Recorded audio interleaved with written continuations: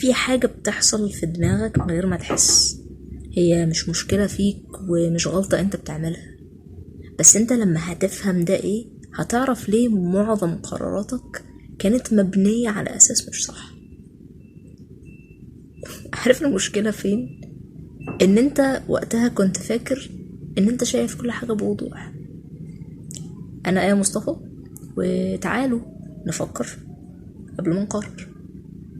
لما بتسمع حاجة تطمنك بتحس كأن في جبل كده انزاح من على كتفك، بتحس بشعور كده من الراحة، وانه الكلام اللي بيطمنك ده انت بتحب ترجع له تسمعه اكتر من مرة، تثق فيه جدا، حتى لو في جزء صغير منك مش متأكد اذا كان الكلام او الاحساس ده هو صح 100%، بس هو مريح بالنسبة لك، فبالتالي انت بتحب ترجع له وتسمعه اكتر من مرة تطمن بيه.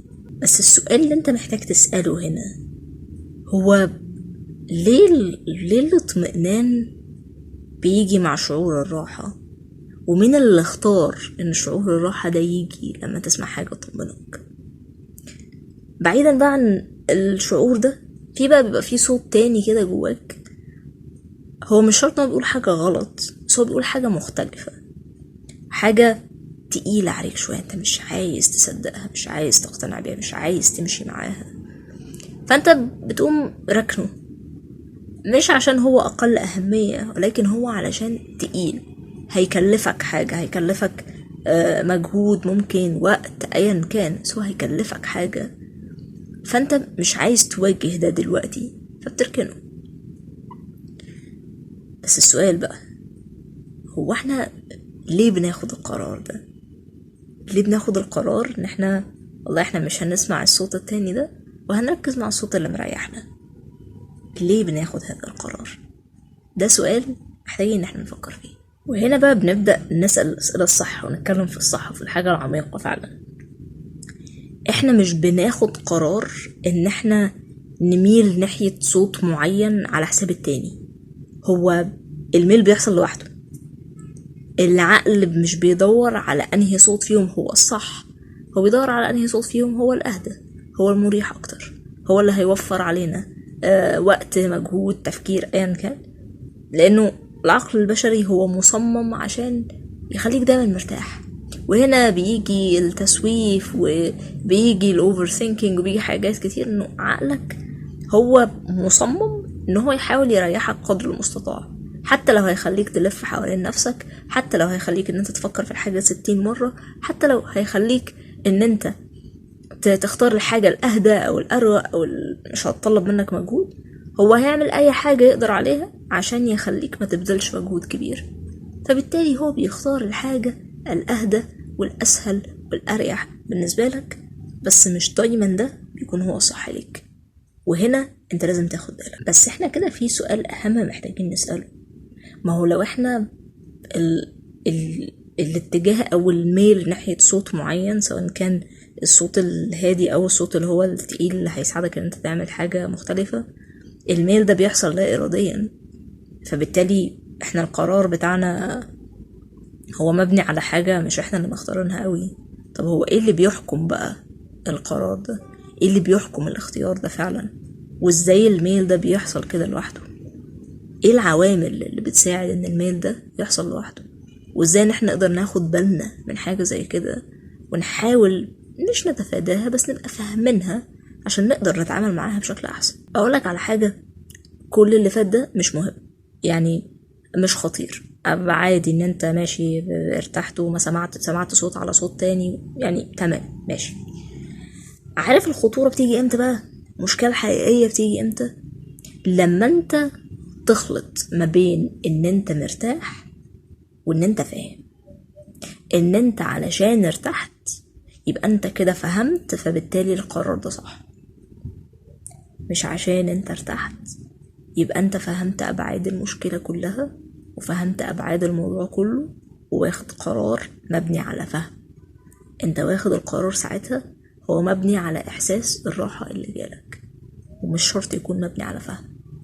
وهنا هي المشكلة الحقيقية، لان معظم قراراتنا احنا بنبنيها اول ما بنحس ان احنا ارتحنا، لان احنا بنفتكر ان احنا كده فهمنا خلاص. مش ارتحنا يبقى احنا كده اكيد فهمنا كل الحاجات وفكرنا في كل الحاجات ووصلنا لشعور الراحة، فبالتالي احنا كده فكرنا خلاص وفهمنا كل حاجة.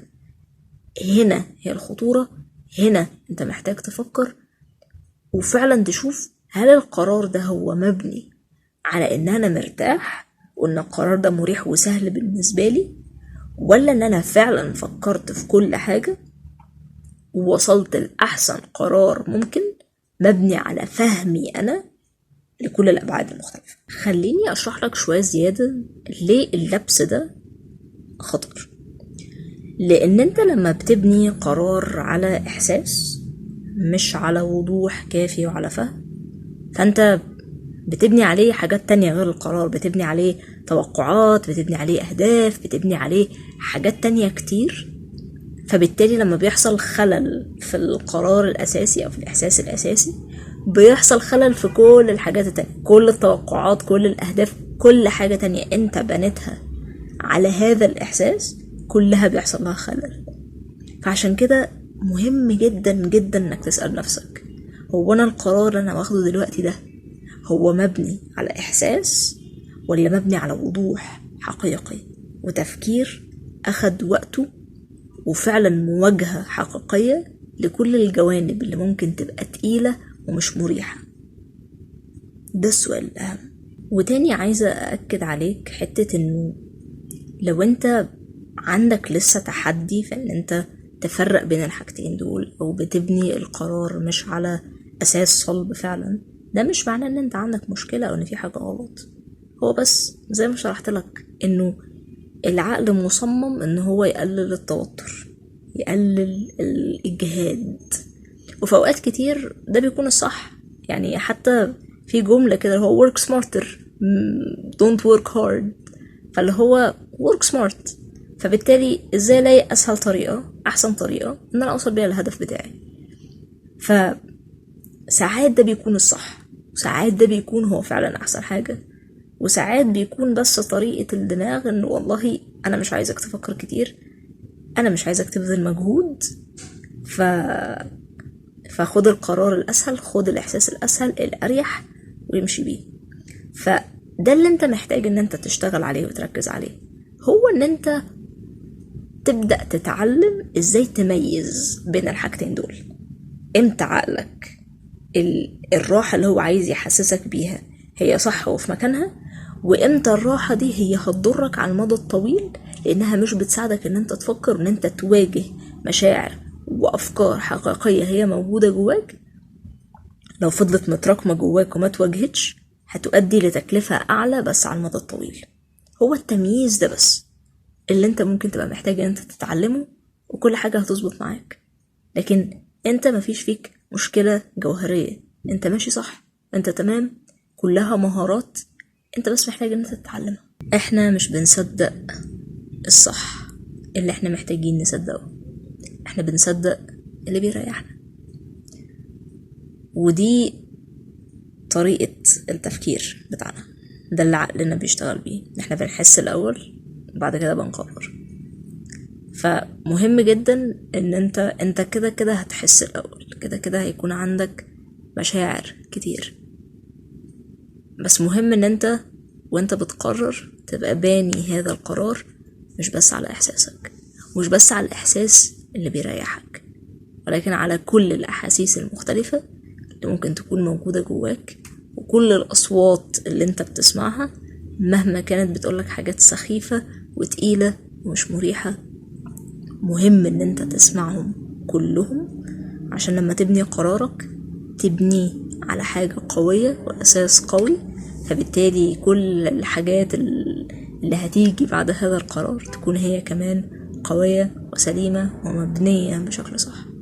بفكر نفسي طبعا قبل ما بفكركم انه نسعى اللي نستاهله مش اللي سهل نوصل. اشوفكم الاسبوع الجاي.